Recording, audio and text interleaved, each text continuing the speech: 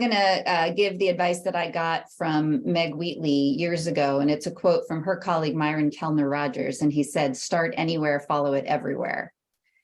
So when you are in the context, working in the context of complex systems, you cannot solve this through planning. We are dealing with emergence, complexity, and surprise. Like, we couldn't have planned COVID. We can't plan for inflation, right? So what that means is rapid prototyping.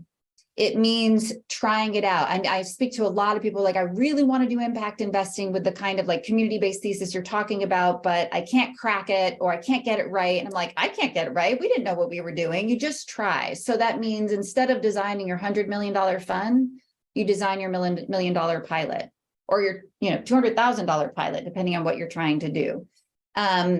Get out there, try it, because by the way, it is in the details of transactions that we discover what we really value. And I literally mean the details. I mean, like when you work with your lawyers and they show you a term sheet and you're like, oh my God, that is completely extractive and puts the investor at the center of everything. And I've got to rewrite a term sheet, or I've got to think about a collections policy. Do I collect if somebody defaults? What's right relationship around that? So there's a whole lot of learning.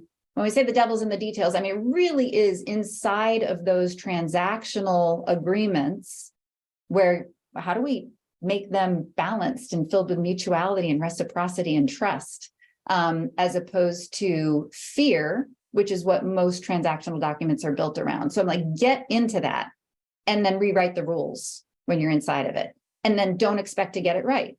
We're experimenting, we're trying something new, we're trailblazing, we're going to fail many times. Allow the space for that. And financially, that means layering in philanthropic capital, layering in recoverable grants, allowing yourself some space to test and redirect.